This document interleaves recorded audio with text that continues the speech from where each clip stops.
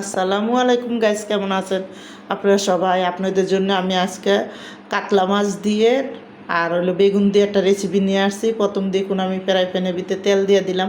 তেলটা গরম হওয়ার পরে আমি এখানে দুইটা আলু দিয়ে দিছি, একটু হলুদ আর একটু লবণ দিয়ে দিলাম।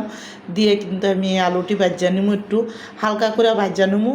আলুটি ভালো করে দেখুন তেলের সাথে লাড়াচাড়া দিয়ে যখন ভালো করে একটু হালকা লাল লাল হয়ে আইব তখন আমি আলুটা উঠাই দেবো। তো দেখুন এদিকে আলুটা হালকা লাল হয়েছে পরে আমি বেগুনটাও দিয়ে দিলাম, দিয়ে একটু হলুদ দিয়ে দিছি, দিয়ে কিন্তু আমি বেগুনটারও সুন্দর করে ভাজা নেব। তো বেগুনটাও আমি হালকা করে একটু ভাজা নেব। হালকা করে যখন ভাজা হয়ে যাব তখন কিন্তু আমি দেখুন এদিকে বেগুনটা ভাজা হইতে হইতে এদিকে মাছের মধ্যে আমি একটু লবণ, একটু হলুদ, একটু মরিচ দিয়ে দিছি, দিয়ে মাছটা মাইখা দিলাম। মাইখা এদিকে আমি বেগুনটারে আবার একটু ভাজা নিছি। দেখুন যখন হালকা একটু লাল লাল হয়ে আছে বেগুনটারে উঠাই দিলাম।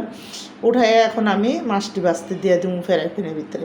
মাছটি দিয়ে মাছটা যখন সুন্দর করে একটা পিঠ লাল হয়ে যাব তারপরে আমি মাছটা উঠাই দিব। উঠাই কিন্তু আমি ওই পিঠটা লাল হওয়া পর্যন্ত ভাজা তারপরে কিন্তু উঠাই দিব।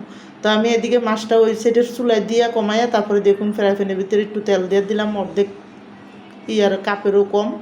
তো অল্প তেল দিয়ে দিলাম কারণ মাছ সব ভাজা আছে এই জন্য।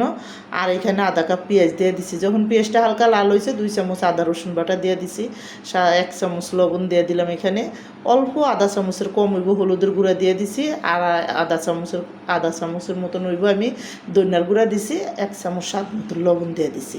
দিয়ে সুন্দর করে পানি দিয়ে দিলাম। পানিটা দিয়ে সুন্দর মতন কষামো। কষায় আমি টমাটোটা এখানে দিয়ে দেবো। এবার এই টমাটোটা সুন্দর একটু কষতে কষতে তারপরে কিন্তু আমি এখানে আর আলুটার সাথে দিয়ে দেবো। তো আলুটা আর টমাটোটা ভালো করে একটু কষায়া তারপরে কিন্তু বেগুনটা দেবো। তো আমার এই কাতলা মাছ দিয়ে বেগুন দিয়ে রান্নার রেসিপিটা যাদের পছন্দ তারা লাইক সাবস্ক্রাইব দিন। প্লিজ আমার ভিডিওটা আপনারা বেশি বেশি শেয়ার করে দিন আর সাবস্ক্রাইব করে দিন। আর এইভাবে একবার হলেও বেগুন রান্না করে খেয়ে দেখেন, অনেকই মজা লাগে। তো আমি দেখুন এখানে যখন আলুটা আর টমাটোটা কষানো হয়ে গেছে তখন বেগুন আর মাছটা দিয়ে দিলাম একসাথে।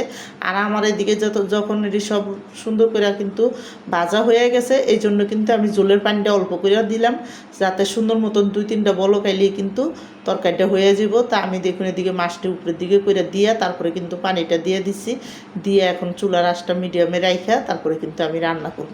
তো আমি ডাইখা দিলাম। ডাইখা যখন মাছটা যখন দেখুন সুন্দর করে 2-3টা বলক আইছে আমি উপরে 3টা কাঁচামরিচ 4টা কাঁচামরিচ দিছি, ধনিয়া পাতা দিয়ে দিলাম। এবার ধনিয়া পাতা দিয়ে আমি সুন্দর করে একটু লাইরা সাইরা তরকারিটাও উঠায় নেব।